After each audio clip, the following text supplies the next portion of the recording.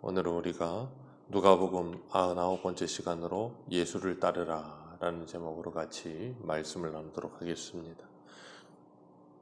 지금 예수님은 예루살렘에 올라가셔서 공생의 마지막 일주일을 보내시는 중입니다. 어제는 예수님이 최후의 만찬을 준비하시는 모습을 보았습니다. 오늘 본문은 그 최후의 만찬을 함께하는 가운데 일어나는 일입니다. 예수님은 유월절을 지키시면서 내가 유월절 어린 양이라 하시며 너희는 내 살과 피를 먹고 생명을 얻는 자가 될 것을 가르치셨어요. 그래서 내가 너희가 유월절 먹기를 원하고 원하였노라 그렇게 말씀하시면서 내 살과 피를 받아 먹고 이것을 기념하여 나올 때까지 잘 지키라 그리고 전하라 그렇게 말씀하셨습니다. 그리고 유월절은 어린 양 대신 예수 그리스도의 죽으심으로 말미암아 우리에게 주어지는 생명과 영적 양식이라는 것이 무엇인지를 분명히 알게 하시는데, 예수님은 이 유월절 어린 양에 대해 십자가에 죽으실 것을 말씀하고 가르치시고, 그리고 또한 이 유월절 마지막 만찬을 행하는 밖에서는 이 대제사장과 서기관들과 종교 지도자들이 예수님을 어떻게 하면 죽일 수 있을까 궁리만 하고 있다 그랬어요. 안에서 예수님은 십자가에 죽으실 걸 말씀하시고 밖에서는 예수님을 죽일 궁리를 찾고, 그리고 안에서는 예수님의 제자 중 하나였던 가룟 유다가 예수님을 잡아 넘길 기회를 찾고, 그 모든 일이 이루어져 가는 가운데 최후의 만찬을 행하고 있는 것입니다. 그 자리에 예수님께서 함께하고 있는 그 제자들, 예수님께 직접 말씀을 듣고 있고 예수님이 주시는 떡과 포도주를 받아 먹고 있으면서도 여전히 예수님과 같이 있는 자리에서 예수님 십자가에 죽기 직전인데도 예수님하고는 다른 생각을 하죠. 그래서 예수님하고는 전혀 동떨어진 행동을 합니다. 24절에 보면 그들 사이에 누가 크냐 하는 다툼이 난지라. 예수님은 지금 십자가에 죽으시기 위해서 제자들에게 마지막 만찬을 행하시면서 내 살과 피를 먹으라 그러시는데, 제자들은 싸우는 거예요. 누가 크냐? 사람들이 이 깨달음이 더디다고 하여도 눈치가 빠른 사람들이 있어요. 이 눈치가 빠른 사람들은 그 공간에, 어떠한 공간에 들어가면 그 공간에 있는 사람들의 분위기나 숨소리나 아니면 기류나 그런 것들을 이렇게 캐치합니다. 그래서 여기서 내가 장난을 쳐야 될 때, 장난을 치지 말아야 될 때, 이건 분위기가 심각한 때, 분위기가 심각하지 않을 때 그거를 좀 잘 읽어요. 예수님께서 지금 최후의 만찬을 행하시면서 내 살과 피를 너희에게 주노라 그런 말씀하고 계시는데, 적어도 개념이 조금이라도 있으면, 적어도 사람이라면 그러지 말아야 될 텐데 거기서도 누가 크냐 그러고 싸우고 있는 거예요. 그런 예수님이 얼마나 그 모습을 보시면서 가슴이 아프시겠어요. 제가 지금 성경을 읽으면서도 그러면서도 저도 그럴지도 몰라요. 제자들은 콩깍지가 씌어 있기 때문에 예수님이 무슨 말씀을 하시든 들리지 않는 거예요.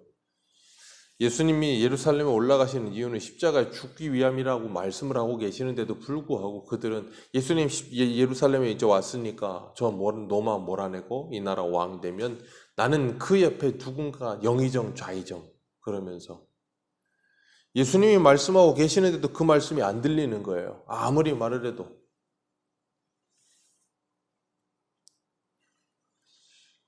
오늘날 이 세상도 누가 크냐, 누가 힘이 강하냐, 그거 가지고 다투는 거예요. 나라와 나라 간에도 저 미국과 중국이 왜 싸웁니까? 누가 크냐 그거 가지고 싸우는 거예요. 누가 힘이 더 세냐 힘겨루게 하는 거예요.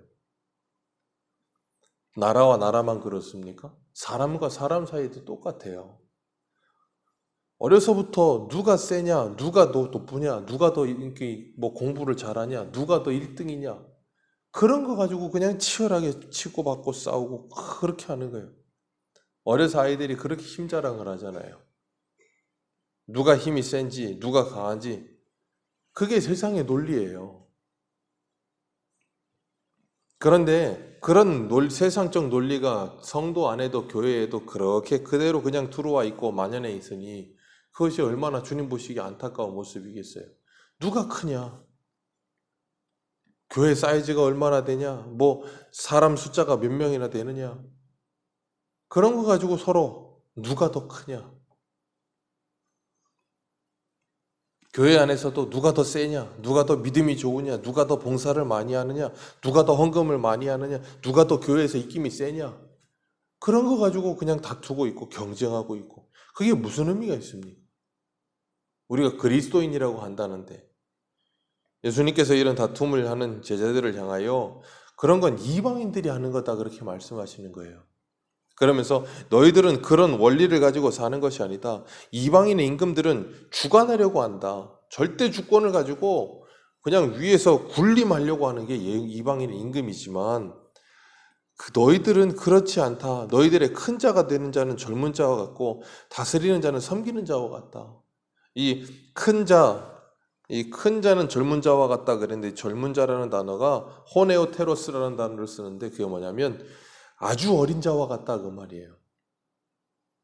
세상에서는 마키아벨리의 군주론의 그 책처럼 이 위에 올라서 힘을 가지려는 이유는 절대 권력이 되기 위함이죠. 사람들 위에 군림하여서 사람들 위에 있는 존재.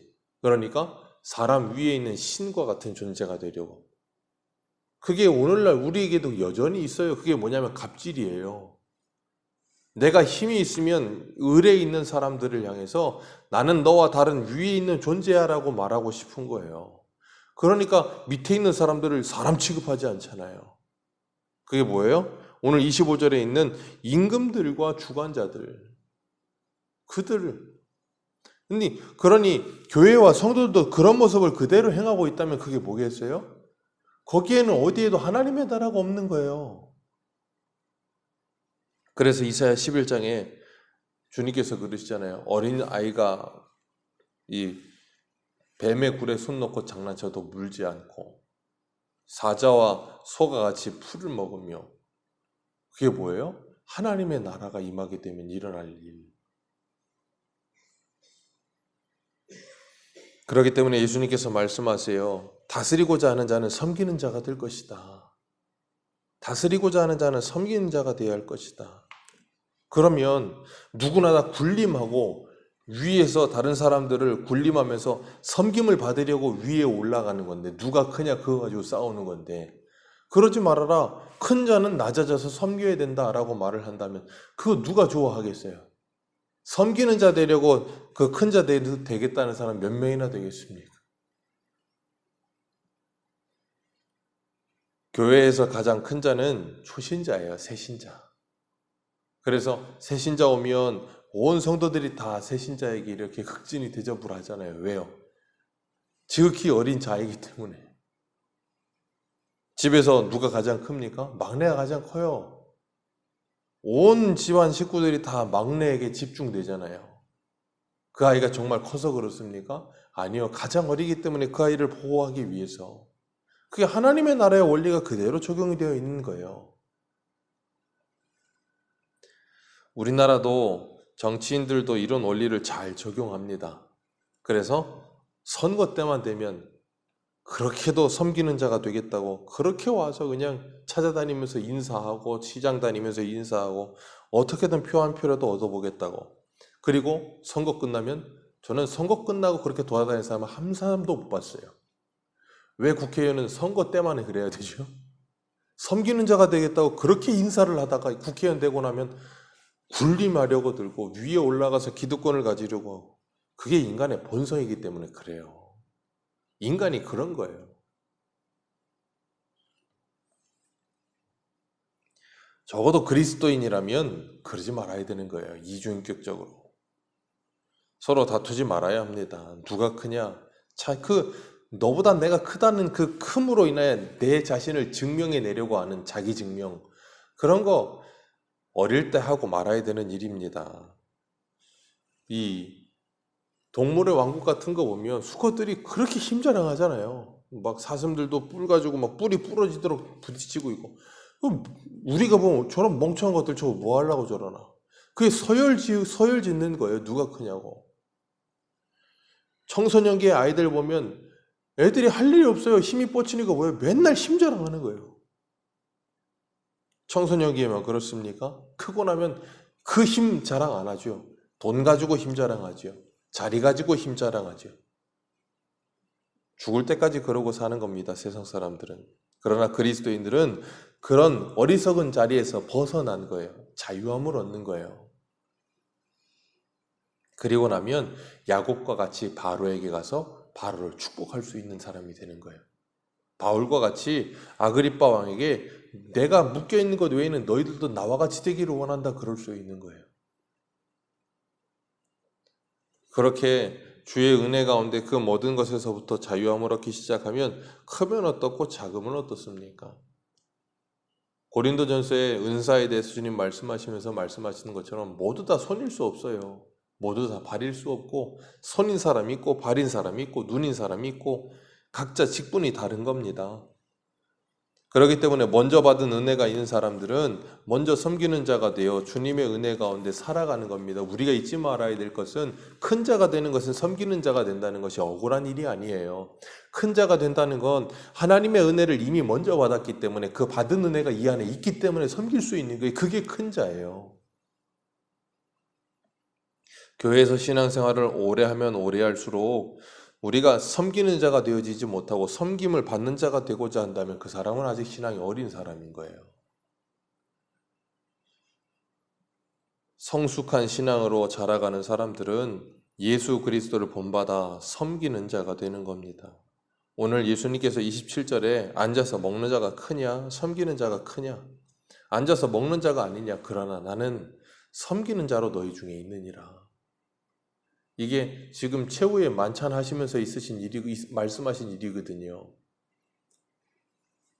그러니까 이 누가는 이 배열을 이렇게 해놓고 있는데 그게 그러니까 배열을 괜히 한 게 아닌 최후의 만찬 안에서 이 말씀을 하신 것처럼 이렇게 배열을 해놓고 그 다음에 요한복음 13장에 가면 예수님께서 뭐 하시냐면 제자들의 발을 씻기세요. 그때 예수님께서 요한복음 13장 7절에 이렇게 말씀하세요. 내가 하는 것을 내가 지금은 알지 못하나 이후에는 알리라. 베드로에게 하신 말씀이에요. 나 지금 내가 하고 있는 일을 너 알지 못하지만 나중에는 네가 이 일을 무슨 의미인지 알고 하게 될 거다. 그리고서 13장 14절에 이렇게 말씀하세요. 내가 주와 또한 선생님이 되어 너희 발을 씻었으니 너희도 서로 발을 씻어주는 것이 옳으니라.